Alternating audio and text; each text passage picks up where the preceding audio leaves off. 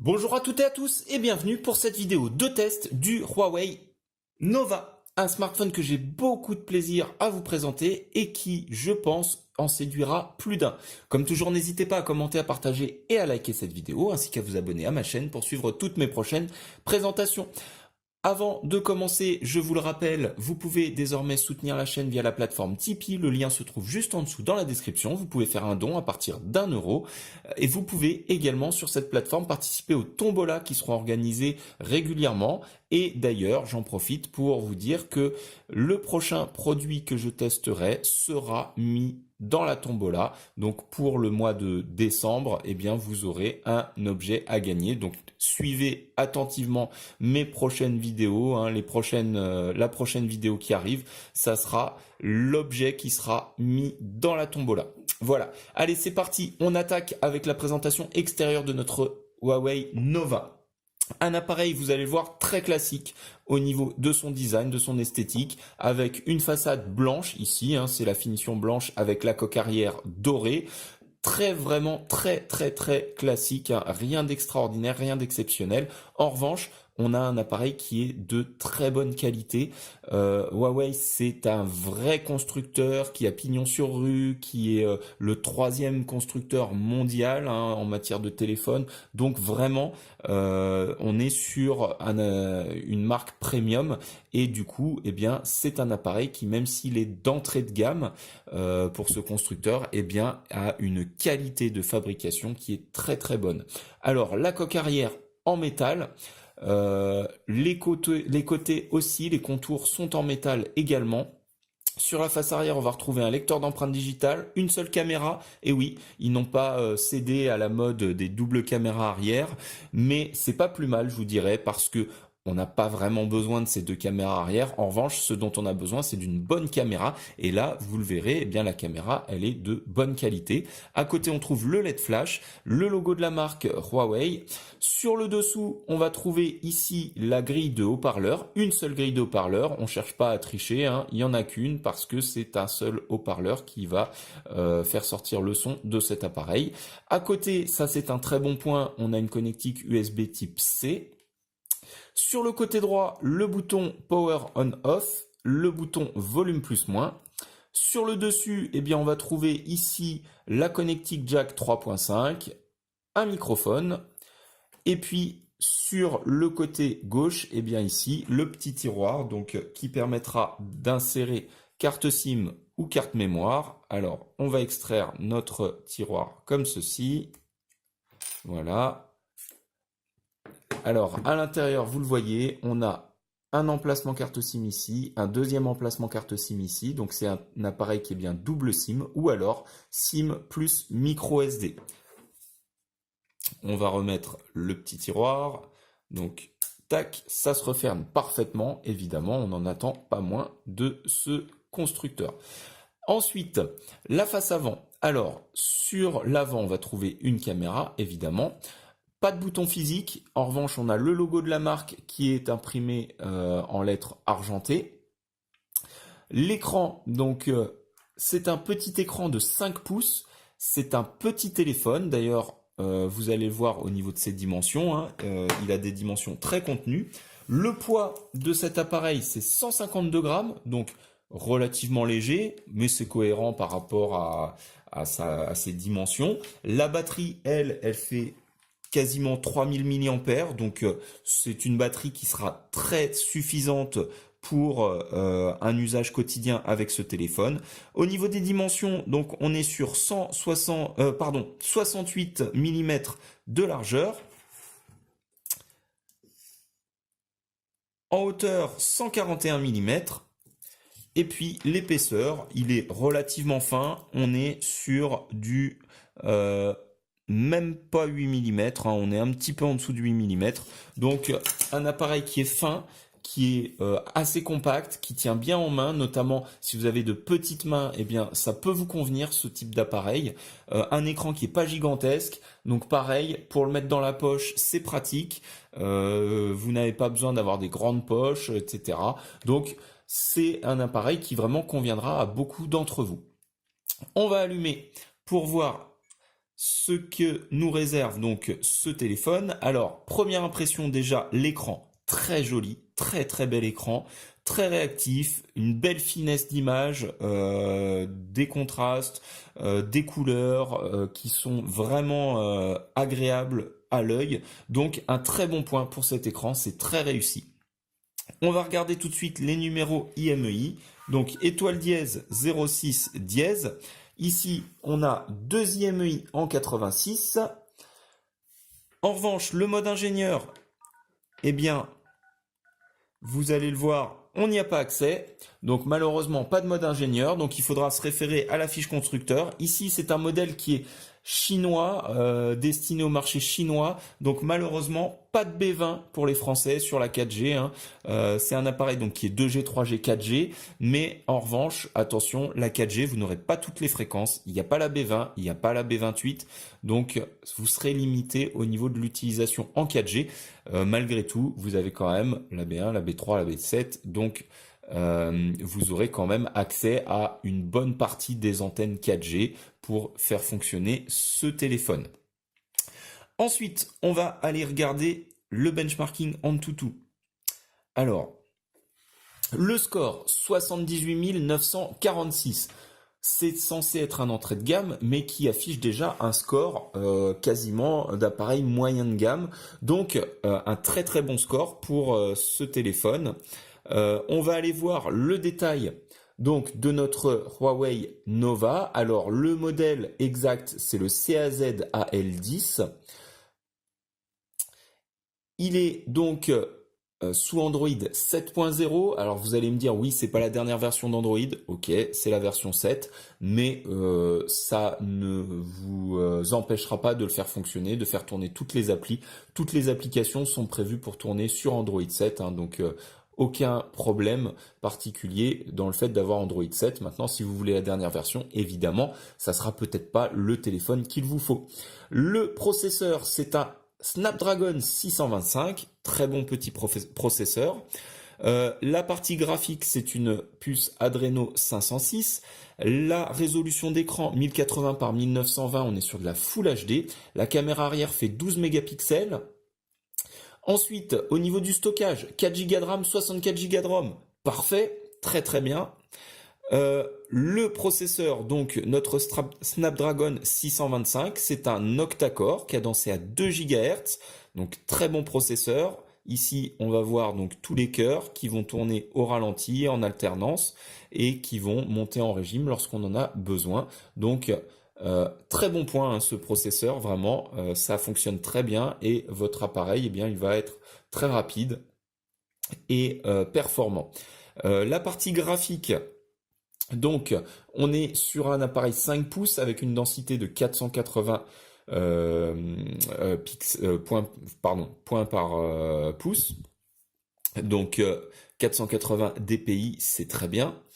Le multipoint, alors, on est sur l'entrée de gamme de chez Huawei. Malgré tout, vous allez voir le multipoint. Alors, si j'y arrive, parce que c'est pas évident. 5, hop. On va essayer de mettre tous les doigts. Tout à l'heure, j'avais réussi. Là, c'est pas évident hein, sur un 5 pouces de mettre tous les doigts. Mais bon, on arrive à 9 points au moins. Je fais une dernière tentative. Ici. Voilà. On a réussi à avoir les 10 points. C'est pas facile sur un 5 pouces, croyez-moi, de mettre les 10 doigts sur l'écran en même temps. Donc, 10 points sur le multipoint. Donc, ça veut dire que vous aurez un écran qui sera extrêmement réactif, extrêmement précis. Et c'est ce qu'on attend d'un appareil haut de gamme. Ensuite, donc les caméras. Caméra arrière 12 mégapixels, caméra frontale 8 mégapixels. La batterie, je vous l'ai dit, elle fait un tout petit peu plus de 3000 ampères. 3000 mAh, pardon, 3020 mAh exactement. Donc c'est très bien. Ça vous permettra de tenir largement la journée avec cet appareil. Hein. Avec un petit écran 5 pouces, ça consommera pas autant que si vous aviez un 5,5, 6 pouces ou plus, évidemment. Il faut en tenir compte. Ensuite, donc la version Android, on l'a dit, c'est du 7.0. Pas de NFC. Et puis, alors, au niveau des capteurs, là aussi, c'est là qu'on voit la différence entre un appareil d'un grand constructeur et un appareil d'un constructeur un peu plus obscur ou underground. Alors ici, les capteurs, on a capteur d'accélération, capteur de rotation, rotation géomagnétique, gravité, gyroscope, capteur de luminosité, capteur d'accélération linéaire, capteur de champ magnétique, magnétomètre, capteur d'orientation, capteur de proximité, vecteur de rotation, capteur de mouvement important, compteur de pas. Voilà, on a quand même quasiment tous les sensors qui sont inclus dans cet appareil. Donc très très bon point au niveau du hardware sur ce téléphone. On a des composants de qualité, hein. On a du Snapdragon comme processeur, on a de l'Adreno en puce graphique, on a 4 Go de RAM, 64 Go de RAM, donc très bon point. On va aller voir le GPS et là, pareil, évidemment, le GPS ne va pas vous décevoir. Regardez ça, c'est instantané. On a 17, 18, 19 satellites. Ça peut encore monter. Alors, on est en intérieur, encore une fois, regardez ça, 21 satellites en utilisation. C'est là qu'on voit la vraie différence entre un modèle d'un fabricant haut de gamme et puis les fabricants d'entrée de gamme. Voilà, là on a une excellente détection. Vous aurez un GPS qui va fonctionner très très bien. La boussole, vous le voyez ici, elle tourne, hein, donc ça fonctionne. C'est parfait. Voilà. Alors ne vous fiez pas à la précision, hein, évidemment, comme on est en intérieur. Voilà, le GPS, il peut avoir du mal à être précis. Et puis il vient de démarrer, donc il faut lui laisser du temps. Mais encore un bon point donc sur ce GPS. Ensuite, la partie photo. Alors, on va aller voir donc notre petit personnage. Ici, on prend une photo sans flash. On va prendre une photo avec flash. Voilà. Et on va aller regarder le résultat. Alors, la photo avec flash, eh ben, c'est juste parfait. Voilà, rien à redire. La photo, elle est ultra nette. Elle est très très belle, les couleurs sont fidèles. Alors comme j'étais très près du personnage, évidemment le flash n'a pas éclairé de la même manière toutes les parties du personnage, mais on a une très très très belle photo, vraiment j'insiste. La photo prise sans flash, eh ben c'est pareil. Évidemment, c'est un petit peu moins net, ça granule un tout petit peu plus, mais vraiment, c'est très net, il n'y a rien à redire, voilà, vous avez un capteur de 12 mégapixels, contrairement à d'autres modèles qui ont 12, 15, 16, 20 mégapixels, mais qui n'ont pas un bon traitement de l'image. Là, le traitement de l'image, il est très bon et ben, vous avez une excellente qualité photo. Donc vraiment, si vous aimez faire de la photo avec votre smartphone, c'est un modèle que je vous conseille. On va aller regarder au niveau des paramètres. Alors, au niveau des paramètres, il y a beaucoup de choses. Donc vous avez des paramétrages comme par exemple la gestion des flux de données. Vous allez avoir donc ici la touche de navigation. Donc là c'est pour choisir donc comment vous voulez organiser les touches ici en bas de l'écran. Hop, on revient en arrière. Ensuite, vous allez avoir donc l'assistante intelligente ici avec certaines commandes que vous pouvez retrouver. Donc, vous allez pouvoir avoir, voyez, le petit assistant avec lancement rapide d'application, etc. Donc ça, c'est plutôt bien. Les commandes vocales également. Vous allez avoir bon là c'est quand on met une coque pour avoir l'affichage de l'heure, etc. Donc vous avez le mode gant également qui est activé, donc qui permettra d'augmenter la sensibilité du touchscreen. Ensuite, vous avez donc des menus très classiques. Alors les menus spécifiques à Huawei, hein, ici hein, le iCloud, identifiant Huawei, etc. Et puis après, on va retrouver donc des menus assez classiques, applications jumelles. Donc ici, ça vous permet eh bien d'avoir plusieurs comptes pour une même application. Ça, c'est bien aussi. C'est une option que ne proposent pas tous les fabricants, qui vous permet eh bien d'avoir effectivement plusieurs comptes sur le même appareil. Voilà. Donc très bien au niveau également software, hein, cet appareil. Évidemment, le développement chez une grande marque, le développement qui est fait au niveau du software n'a rien à voir avec le développement qui est fait sur une petite marque. Là, ils ont les moyens de faire du développement, de faire, vous voyez, des interfaces. Ici, on a donc des images qui défilent, on a un lanceur musique qui est intégré, etc. On a ici euh, une application imprimante, etc. Donc, pas mal de choses, hein, qu'on va retrouver dans ce téléphone. Euh, on a fait donc le tour des fonctionnalités. On va aller voir au niveau sonore ce que ça peut donner. Donc simplement, on va lancer le benchmarking 3D et puis on va regarder eh bien, la qualité de l'image et la qualité sonore. C'est parti. Alors, on va monter le son.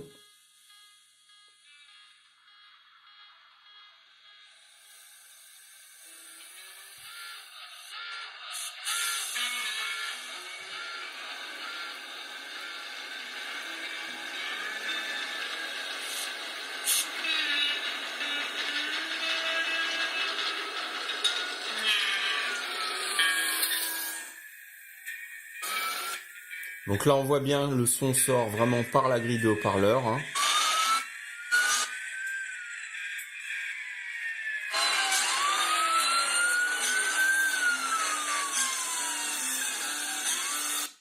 Voilà, on arrête donc notre benchmarking 3D Antutu.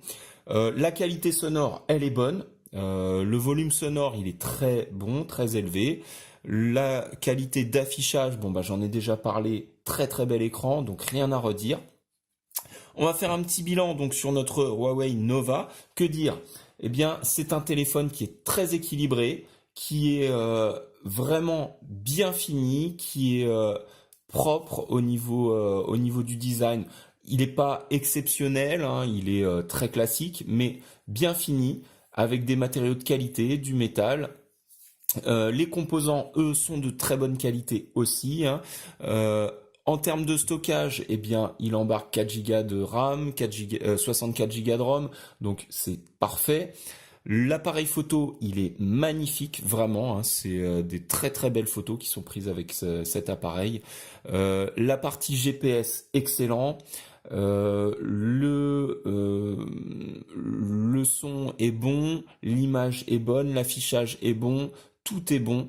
Je n'ai pas trouvé un seul défaut à ce modèle. Allez, si on veut être puriste, il n'est pas sous Android 8, ok, parce qu'il est sorti il y a quelques temps. Il est sous Android 7. Alors là, c'est une version chinoise, mais vous avez des versions internationales, hein, avec d'autres fréquences. Cette version-là, elle n'a pas toutes les fréquences 4G, donc là aussi peut-être un petit point négatif. Sinon, eh bien, ma foi, on peut quasiment rien lui reprocher. Je vous ai pas parlé, mais évidemment, il y a une lettre de notification, hein, sur la face avant. Donc, quasiment que du positif. Moi, je n'ai rien à redire sur ce téléphone. Pour moi, il est parfait, tout simplement. Au niveau du prix, eh bien, c'est un modèle, et c'est pour ça que j'ai choisi de vous le présenter, qui fait l'objet de promotions, qui a vu son prix baisser, et aujourd'hui, on peut le trouver sur des sites chinois à partir de 125 euros. Donc 125 euros pour un téléphone avec ce niveau de qualité, eh bien moi je dis foncez, n'hésitez pas. Le seul petit bémol, effectivement, ça peut être que parfois vous n'accrocherez pas des fréquences 4G, mais est-ce que c'est si grave que ça? C'est pas dramatique, et franchement, pour ce niveau de finition à ce prix-là, eh bien, on peut y aller les yeux fermés. Et puis, n'oubliez pas que désormais, c'est une marque qui est distribuée en France, donc ça veut dire que vous avez accès au SAV et à tout ce qui s'ensuit. Voilà. Donc c'est tout pour cette présentation du Huawei Nova. J'espère qu'elle vous aura été utile et agréable. Comme toujours, n'hésitez pas à commenter, partager, liker un maximum. Abonnez-vous à la chaîne. C'est important. On a besoin d'abonnés pour faire fonctionner la chaîne. Et puis, vous pouvez désormais aller sur la plateforme Tipeee pour me soutenir. Merci à toutes et à tous et à très bientôt. Au revoir.